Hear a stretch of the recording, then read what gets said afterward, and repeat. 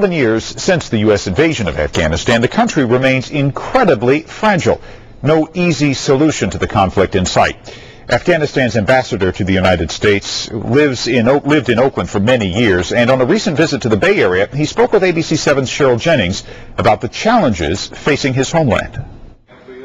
The Afghanistan ambassador to the United States is passionate about the positive changes in his country over the past few years following the defeat of the Taliban. But Ambassador Saeed Jawad is angry about a new wave of terrorism being fueled by opium sales of nearly $100 million a year. And our enemy, they are the Taliban. They are not a mystery. We know exactly what Taliban wants if they come back in power into Afghanistan. The Taliban is using that drug money to buy weapons to fight NATO troops and is trying to push Afghanistan back under oppressive rule. That would be devastating. Deprive Afghan women, most of the Afghan citizens, from their basic rights, shut down the doors of the schools and clinics and healthcare to majority of the Afghan. So how can Afghan can go back to these kind of days? Ambassador Jawad says his country needs an international troop surge and says the narcotics problem should also be fought through development. If we are able to find a market for their legitimate crop, they will switch. Nobody in the world want to be a criminal. But if they have to feed their family, then they will do whatever it takes. More and more Afghan farmers are switching from poppy crops to alternative crops. In fact, a September 2008 report from the State Department says poppy cultivation is actually down by 19% from 2007. That is a stunning change, which the State Department says reversed the trend of record poppy growth over the past 2 years and expanded the number of poppy-free provinces from 13 to 18 of Afghanistan's 34 provinces. Basically, northern Afghanistan and eastern Afghanistan is poppy-free, and we would like to continue this momentum. The battle to eradicate poppy crops was left up to Afghan troops until now, but in a major new development October 2008, NATO announced its troops will target Afghanistan's opium trade directly for the first time ever. In the areas where the terrorists are mostly active in the south, particularly in Helmand province, we have more challenges with narcotics.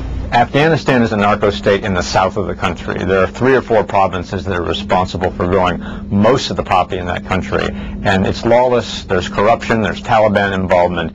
I spoke to former Bush administration official Thomas Schweik right after the news came out that NATO would help fight the drug trade. I'm very, very pleased to see now the military authorities are recognizing that the only way they can defeat the Taliban is by helping to defeat the drug trade. Schweik wrote an article for the New York Times raising the question, is Afghanistan a narco state? He served as U.S. coordinator for counter-narcotics and justice reform in Afghanistan.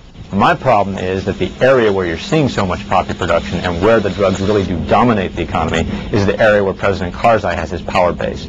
I don't think he personally is profiting from the drugs trade, but I do think he doesn't want to make any waves, and he has prevented effective counter-narcotics action in that part of the country.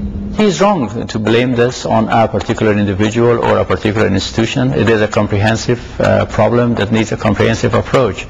And it could not be solved by blaming a person or trying to carry out a personal crusade.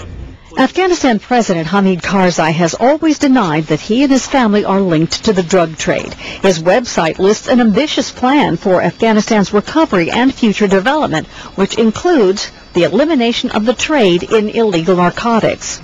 President Karzai recently spoke at a United Nations General Assembly in New York at a conference called Culture of Peace. There is nothing more important than the elimination of the scourge of extremism, xenophobia, and hatred, which can only be possible through dialogue and cooperation. The fact is, it is a complicated fight. It is not the crusade of one man. There is no silver bullet solution. A new report from the State Department in September 2008 says the government of Afghanistan is committed to carrying out a more robust counter-narcotics campaign for the coming year, including taking vigorous anti-corruption measures and arresting and prosecuting high-value drug kingpin targets. There are those who wonder why the world should help Afghanistan become a peaceful, successful democratic country. The obvious reason is, the 9/11 attackers based all of their operations out of Afghanistan. Many of the other terrorist attacks that have occurred since then in Europe and elsewhere were perpetrated by people who were trained in Afghanistan. And as long as that remains a lawless area of the country where extremism in any form can thrive, it's a threat to all Western nations. Ambassador Jawad says the country is changing dramatically from the days when the Taliban ruled and women were completely absent from the streets and political life. Today, there are 17 privately owned TV stations. There are women who have TV stations broadcasting for women only. 27% of Afghan parliament, members of the Afghan parliaments are women. 6 million children are going back to school, an important investment for the future of Afghanistan and the region and the world. Ambassador Jawad and his wife Shamim came to San Francisco from Washington recently to see the extraordinary exhibit of artifacts from Afghanistan at the Asian Art Museum. It was an upbeat moment for a couple living in two worlds as they continue to raise awareness to help their troubled homeland. Even if some of our friends in the international community feel underwater and will try to give up on Afghanistan, the Afghan people will certainly not give up on their country. They've come a long way, they've continued their struggle, and we will win for sure.